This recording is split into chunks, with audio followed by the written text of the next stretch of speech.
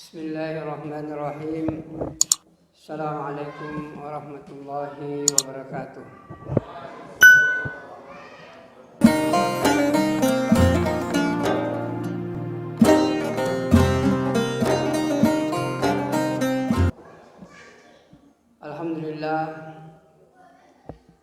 Alhamdulillahilladzi 'allamal Qur'an wa bayyana bayan.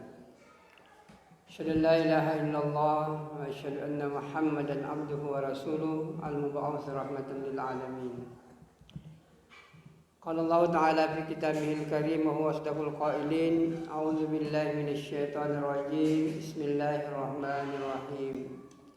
Syahrul Ramadan allazi unzila fihi al-Qur'an hudan lin-nasi wa bayyinatin minal huda wal furqan. Qala Rasulullah sallallahu alaihi wasallam, khairukum man ta'allama al-Qur'ana wa 'allamahu, atau kama qala Rasulullah sallallahu alaihi wasallam. Hadirin jamaah tarawih rahimakumullah. Allah Subhanahu wa taala sangat menyayangi ini manusia. Tidak ada makhluk di dunia ini yang lebih disayangi oleh Allah melebihi sayangnya kepada manusia. Dan Allah menginginkan agar semua manusia ini masuk surga tanpa kecuali. Dan jalan-jalan ke surga Allah telah tunjukkan, tinggal dilalui saja. Siapa yang melalui jalan-jalan ke surga, pasti dan pasti mereka akan sampai ke surga.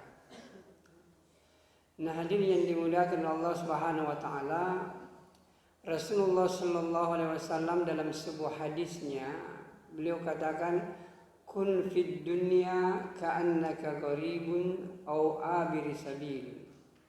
Hendaklah engkau hidup di dunia seperti orang yang asing, tidak pernah tahu situasi, atau seperti orang musafir yang lagi singgah istirahat. Itulah yang namanya kehidupan dunia. Jadi Nabi mengingatkan kita bahwa perjalanan hidup di dunia ini itu seperti kita berada di satu tempat yang asing, tidak pernah kita lihat. Kemudian perumpamaan yang kedua, kau dalam perjalanan, kemudian singgah sebentar, setelah itu kau akan melanjutkan perjalanan. Itulah kehidupan dunia yang sementara ini. Untuk mempertegas ini, Nabi menjelaskan, wahai manusia, kau tidak lama hidup di dunia. Sehingga beliau tekankan, a'mar ummati baina sittin wa sab'in. Umurnya umatku paling 60-70 tahun. Itulah batasnya. Mungkin ada yang lewat 60, itu tidak seberapa. Yang kurang dari 60 itu juga tidak seberapa. Rata-rata umat Rasul itu meninggal sekitar umur 60-70 tahun. Saya mungkin sudah termasuk di sini. Jadi tidak ada lagi waktu sebenarnya untuk berleha-leha di dunia ini. Ini juga sudah ada yang lewat ini, Pak Ali ini sudah di atas 60 juga. Akhirat itu bukan 60 tahun, bukan 60.000 tahun, bukan 60 juta, bukan 60 miliar, bukan 60 triliun. Tapi Allah katakan khalidina fiha abada. Mereka kekal dia selama-lamanya. Di atas 60 triliun tahun itu. Di sanalah manusia akan hidup selama-lamanya. Dengan dua kemungkinan. Bahagia selamanya atau sengsara, tidak punya batas waktu. Hadirin yang mulia, jadi ketika kita berada di dunia ini, yaitu sebagai seorang musafir, taruhlah misalnya saya berandai-andai, kalau ibu dan bapak suatu saat pergi yang belum pernah ke Jakarta atau ke Malaysia lah. Saya beberapa tahun yang lalu sebelum pandemi, saya sempat bawa KKN internasional ke Malaysia. Kita mensyarahi Malaysia International University. Kita datang ke sana untuk kuliah kerja nyata. Hadirin yang mulia, maka ketika kita tiba di Bandara Internasional Malaysia, pertama disampaikan yang ada namanya buku petunjuk, pedoman, gimana hidup di Malaysia, bagaimana tata cara kehidupan di Malaysia, dan itu kita pelajari, sampaikan kepada anak-anak. Nah, ini maksudnya agar mereka tidak bikin persoalan, artinya agar mereka bisa selamat di Malaysia, pulang sampai ke Indonesia. Atau perumpamaan kedua kata Nabi, kau sementara berjalan, kemudian singgah sebentar, setelah ku mengasuh tentu kau akan melanjutkan perjalanan. Maka begitulah maksudnya kehidupan di dunia. Jadi kita masuk ke kampung, singgah di warung mungkin yang mau ke ke Bone, Sope, Wajo, mungkin singgah di warung Mandiri, sekedar minum-minum, kemudian setelah itu melanjutkan perjalanan. Inilah kehidupan dunia. Maka hadirin yang mulia, karena kita ini tidak tahu, manusia tidak tahu kemana dia mau pergi, maka Allah dengan kasih sayangnya menurunkan Al-Quran. Al-Quran ini adalah pedoman. Allah katakan dalam Al-Quran, "Dzalikal kitabu la raiba fihi hudan lil muttaqin." Di ayat yang lain Allah katakan hudan linnas, petunjuk bagi manusia. Jadi Al-Quran ini adalah berisi petunjuk. Apa yang dimaksud dengan petunjuk? Atau apa yang dimaksud dengan pedoman? Biasakah kita membaca ada namanya pedoman, ada namanya petunjuk? Taruhlah kalau kita di kampus ada namanya pedoman akademik. Pedoman itu menuntun kita, itu tujuannya pedoman adalah untuk menuntun kita apa yang harus dikerjakan dan apa yang harus tidak dikerjakan. Jadi kalau ada di mana-mana pun juga kita masuk ke dalam suatu instansi, suatu negara, itu ada pedoman atau lebih tepatnya ada undang-undang. Itu undang-undang isinya apa yang harus dikerjakan dan apa yang harus ditinggalkan. Begitupun juga Al-Quran. Al-Quran ini adalah berisi pedoman. Apa yang harus dikerjakan, apa yang harus ditinggalkan. Tujuannya apa? Agar kita selamat dalam perjalanan ini. Nah kalau kita tak mau tanya, apa sebenarnya perjalanan kita ini mau kemana? Kalau orang tidak tahu kemana dia mau pergi, orang itu pasti bingung dalam hidupnya. Orang yang berjalan, berkendaraan, tidak tahu dia mau kemana, orang itu pasti bingung dalam perjalanan. Taruhlah misalnya, ibu dan bapak meninggalkan rumah dengan posisi tidak tahu mau kemana, yang penting ambil motor jalan. Saya yakin di perapatan jalan dia bingung itu. Saya terus, atau belok kanan, atau belok kiri. Ada yang ngajak ke kiri, dia ke kiri. Ada yang ngajak ke kanan, dia ke kanan. Ada yang mengatakan, ayo kita terus, dia ke terus. Inilah orang yang tidak punya tujuan hidup. Tidak punya tujuan mau kemana dia. Tapi hadirin yang mulia, kalau pagi hari kita tinggalkan rumah, kemudian kita mengatakan, saya mau menuju ke Mall Panakukang misalnya, maka pasti kita akan menempuh jalan menuju ke Mall Panakukang. Tidak mungkin kita melewati keluar kemudian belok kiri menuju ke Malino, enggak akan sampai karena tujuannya sudah jelas. Maka hadirin yang dimuliakan oleh Allah Subhanahu wa taala, ini Al-Qur'an kita menuntun kita sampai ke tujuan. Kemana ke tujuan manusia? Tujuan kehidupan manusia di dunia ini adalah proses untuk kembali ke tempat di mana Adam alaihissalam dulu berada. Ketika Allah menurunkan Adam alaihissalam, sebelum menurunkan ke dunia ini, itu sudah ditempatkan di surga. Kemudian dengan satu persoalan, kemudian dia turun ke dunia. Maka ke dunia ini anak cucu Adam ini berkembang. Dan turunlah petunjuk ini mengantarkan kepada kita bahwa wahai manusia, tujuan hidupmu kamu sebenarnya itu adalah kembali ke tempat nenek moyang kamu semula. Apa ke tempat itu? Itulah yang dimaksud dengan surga. Jadi kita hidup di dunia ini adalah tujuannya untuk kembali ke surga itu. Nah, untuk menuntun kita ke surga, inilah Al-Quran Allah turunkan. Selama Al-Quran kita ikuti, insya Allah kita akan sampai ke surga. Tapi kalau Al-Quran kita tidak ikuti, maka pasti dan pasti kita tidak mungkin sampai ke surganya Allah Subhanahu wa Ta'ala. Itulah tujuannya. Kemudian hadirin yang mulia, yang namanya pedoman itu kan isinya dua, ada perintah dan larangan. Dan perlu dipahami, pedoman yang Allah berikan ini berupa Al-Quran ini, itu adalah menuntun kita agar selamat sampai ke tujuan. Artinya kita tidak bisa ketika kita mengikuti pedoman ini, nggak mungkin kita tersesat di jalan. Allah khawatirkan jangan sampai kita tersesat. Maka oleh karena itu diturunkanlah ini Al-Quran. Kalau kita mengikuti Al-Quran, kita tidak akan tersesat di jalan.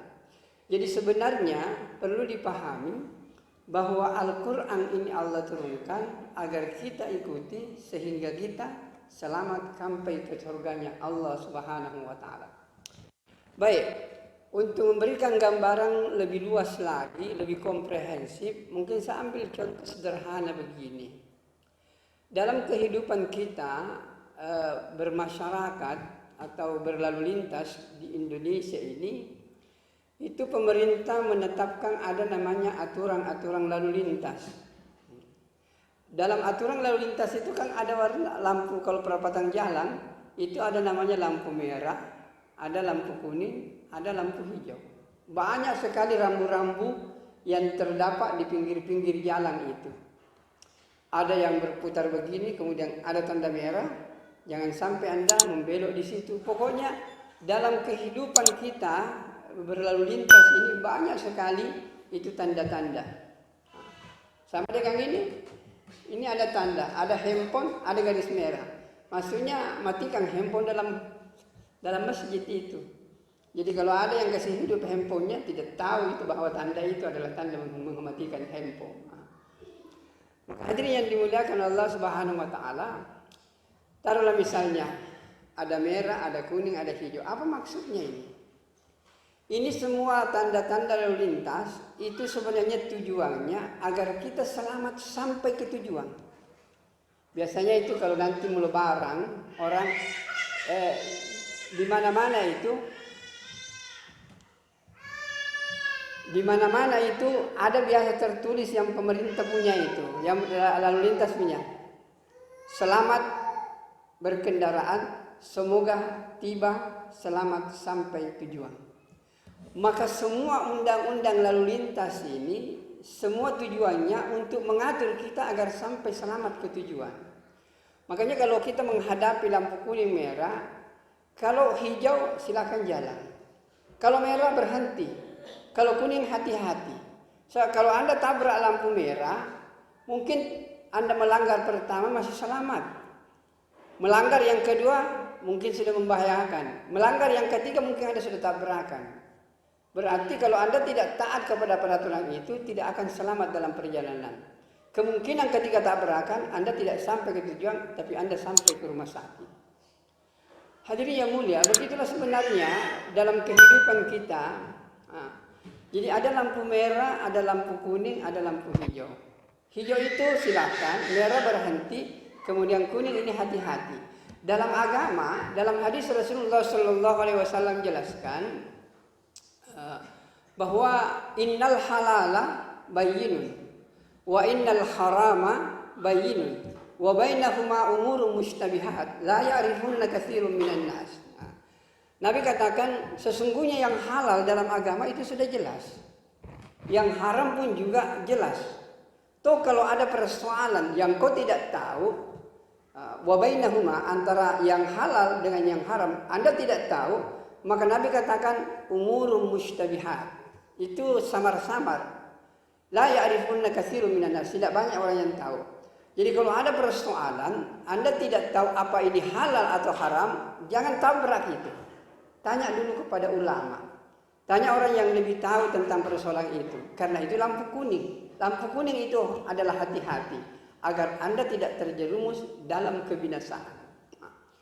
Maka hadirin yang dimuliakan oleh Allah Subhanahu wa taala, jadi Al-Qur'an ini memuat itu, memuat lampu merah, sesuatu yang diharamkan oleh Allah, memuat lampu kuning, hijau, sesuatu yang dihalalkan oleh Allah. Kemudian memuat yang namanya mutasyabihat, yaitu tidak jelas hukumnya, bagaimana hukumnya sesuatu itu. Mungkin kalau ulama tahu, tapi kita orang awam kadang-kadang tidak tahu. Taruhlah misalnya begini. Saya ambil contoh ketika kita sholat. Nah, tadi saya lihat shootingan video memperlihatkan banyak orang yang tidak tahu bagaimana posisinya kalau salat sujud sahwi. Makanya dikatakan bahwa tahiyat pertama itu bukan wajib. Itu hanya sunnat itu. Boleh orang tidak tahiyat pertama itu, tapi tahiyat kedua itu wajib. Taruhlah misalnya begini. Orang sudah mestinya 2 rakaat, mestinya duduk tahiyat. Tapi imam terus berdiri. Berteriak makmum, subhanallah, subhanallah. Ini imam tetap berdiri. Orang di belakang itu ribut subhanallah. Kenapa? Karena tidak tahu bagaimana posisinya. Nah, ketika imam sudah berdiri lurus seperti begini, maka imam tidak bisa lagi turun. Maka semua makmum itu harus berdiri mengikuti imam. Tidak boleh lagi ketika imam tegak begini di rakaat ketiga, kemudian dia turun. Tidak boleh. Dia harus berdiri dan makmum ikut seperti itu semuanya. Nah, inilah yang disebut dengan urusan mutasyabihat. Kita tidak tahu. Nanti setelah imam selesai sholat, barulah sholat sujud sahwi 2 kali. Inilah yang dimaksud dengan persoalan mutasyabihat, kuning. Nah, banyak persoalan ini yang umat tidak paham. Oleh karena itu umat banyaklah bertanya kepada ulama. Yang halal itu jelas, kemudian yang haram itu jelas, tetapi di tengah-tengahnya ada lampu kuning, bertanyalah kepada ulama. Hadirin yang mulia, baik kita masuk sedikit tentang kehebatan Al-Quran. Saya sudah sering sebenarnya menyampaikan ini. Al-Quran itu salah satu keajaiban, Pak. Enggak ada orang yang bosan itu untuk mendengarkan Al-Quran, kecuali orang yang ada penyakit dari hatinya, Pak. Al-Quran itu begini. Kalau saya sendiri, kalau ada orang yang menghina Al-Quran, saya diam-diam saja. Sama dengan matahari, Pak. Kalau matahari ini bersinar di pagi hari, kita kan mengatakan bahwa matahari itu dia punya cahaya di pagi hari itu dia agak putih, hampir mirip setelah kekuning-kuningan. Jadi semua manusia ini sepakat bahwa matahari itu putih, kekuning-kuningan. Kemudian ada orang berteriak, "Wih, bohong-bohong kamu semua ini. Masa matahari putih kekuning-kuningan? Matahari itu merah." Wih, kadang-kadang ada orang marah. Kamu ini tidak tahu. Itu merah itu, bukan putih kekuning-kuningan. Coba lihat dulu, perhatikan itu orang. Wih, ternyata orang sakit mata. Jadi orang sakit mata melihat itu matahari merah karena matanya merah, Pak. Iya. Beginilah manusia dalam memandang Al-Quran. Orang yang jernih hatinya akan memandang Al-Quran itu dengan penuh kepesonaan. Tapi orang yang sakit hatinya tidak akan memandang Al-Quran dengan penuh kepesonaan. Jangan marah karena lagi sakit hati, lagi tertutup hatinya. Jadi tidak usah kita, kalau saya tidak perlu bertengkar ketika orang sibuk-sibuk memfitnah ini Al-Quran. Saya bilang orang sakit mata itu nggak bisa melihat matahari. Maka hadirin yang mulia, kehebatan Al-Quran biasa saya ceritakan di sini. Al-Fatihah satu keajaiban ini. Semenjak 1400 tahun yang lalu, Nabi Muhammad membaca Al-Fatihah, diikuti oleh semua sahabat, turun ke tabi'in sampai kepada kita. Fatihah terus dibaca. Belum pernah aku mendengarkan orang Islam mengatakan, aku bosan mendengarkan Al-Fatihah. Pernah Anda dengar ada orang bosan membaca Al-Fatihah? Atau kita sendiri, pernahkah kita merasa kita bosan membaca Al-Fatihah? Tidak pernah, Pak. Bahkan hadirin yang mulia, untuk menggapai kekhusyuan dalam salat itu intinya perbaiki surah Al-Fatihah. Dan disinilah banyak kekeliruan orang karena sudah terbiasa baca Al-Fatihah, kadang-kadang tidak diikuti lagi artinya Al-Fatihah. Pikirannya kemana-mana Al-Fatihah yang dibaca. Ketika dia mengatakan iyyaka na'budu wa iyyaka nasta'in, motornya dia ingat, berarti motornya dia sembah. Maka hadirin yang mulia, ketika kita membaca Al-Fatihah, ikutilah itu arti Al-Fatihah akan mengantarkan kita ke dalam ketenangan jiwa. Jadi hadirin yang mulia, tidak ada di dunia ini, tidak usah Pak, tidak usah ribuan tahun, ratusan tahun. Lagu yang populer saja itu paling bertahan 2-3 bulan. Saya masih ingat dulu waktu ada namanya lagu Tenda Biru. Populer itu yang dibawakan Desi Ratnasari. Itu dulu, kalau kita masuk kampung Pak, di mana-mana tenda biru lagi. Tenda biru lagi, tenda biru lagi. Sampai 1 bulan, 2 bulan populer itu. Bulan ketiga sudah mulai hilang. Sekarang nggak pernah lagi saya dengar ada nyanyian tenda biru. Jarang lagi. Sama dengan lagunya Nika Ardila. Aku mau pulang. Aku mau pulang kampung. Aku rindu. Paling 2 bulan. Tapi itu lagu populer. Bukan ketika hidupnya Nika. Tapi setelah meninggal Nika Ardila, melejitlah itu lagu. Dalam beberapa bulan orang dengar. Tapi lambat laun hilang dari peredaran. Nanti ada gadis kecil dari Jenek Pontok, namanya Resa, mempopulerkan kembali lagu-lagu Nika Ardila. Hadirin yang itu hilang sekarang. Tapi Al-Fatihah semenjak Nabi sampai sekarang tidak pernah kita merasa bosan dengan Al-Fatihah. Bahkan setiap hari kita berbagi Al-Fatihah. Apa ini bukan keajaiban yang luar biasa? Maka hadirin yang dimuliakan oleh Allah Subhanahu wa taala, dan saya akan menekankan kepada kita semua, Allah katakan dalam Al-Qur'an bahwa Al-Qur'an itu adalah obat untuk ketenangan jiwa. Maka dalam hadis Nabi katakan khairukum man ta'allama al-Qur'ana wa 'allamahu. Sebaik-baik kamu, kalau kamu mau menganggap dirimu orang baik, kata Nabi adalah pelajari Al-Quran dan ajarkan Al-Quran. Itulah orang yang terbaik dalam pandangan Rasulullah Sallallahu Alaihi Wasallam. Jadi orang yang terbaik bukan orang yang banyak hartanya, bukan orang yang tinggi pangkatnya. Orang yang terbaik kata Nabi, orang yang sibuk mempelajari Al-Quran dan orang yang sibuk mengajarkan Al-Quran. Maka kalau kita sibukkan dalam diri kita dalam persoalan ini, insya Allah ketenangan akan datang kepada kita. Oleh karena itu saya anjurkan, kalau ibu dan bapak merasakan ketenangan, dekatlah dengan Al-Quran, bergaullah dengan Al-Quran, dan jangan pernah satu hari Anda tidak membaca Al-Quran. Dan bahkan Al-Quran itu dikatakan bahwa wajib ditamati 2 kali dalam 1 tahun. Orang yang tidak menamatkan Al-Quran 2 kali dalam 1 tahun, Al-Quran akan menuntut nanti di hari kemudian bahwa kau tidak melaksanakan hakmu terhadap aku. Jadi Al-Quran sekali lagi itu harus ditamatkan 2 kali dalam 1 tahun. Kalau Imam Syafi'i itu bukan 2 kali dalam 1 tahun, tapi dalam bulan Ramadan 40 kali. Malam pertama sampai malam ke-20 itu 1 juz 1 malam. Malam ke-21 sampai habis itu adalah 10 juz juga. Jadi 40 juz dia baca. Kalau kita ini paling minimal lah 1 bulan Ramadan ini kita tamatkan. Metodenya sederhana. Bagaimana caranya Al-Quran ini bisa kita dekat dengan Al-Quran? Tolong ibu dan bapak, sehabis sholat baca 2 lembar.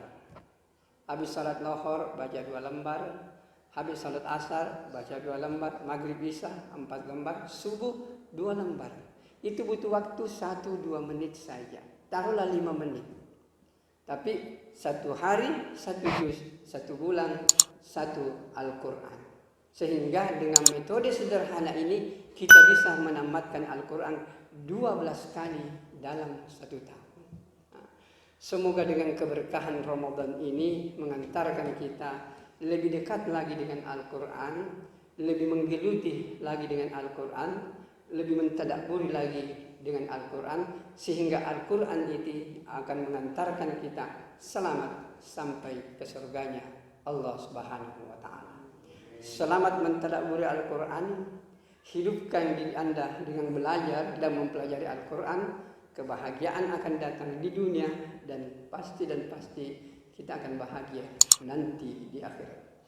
Baik, kita tutup dengan doa kafaratul majelis. Subhanakallahumma wa bihamdika asyhadu an la ilaha illa anta astaghfiruka wa atubu ilaik. Wassalamualaikum warahmatullahi wabarakatuh.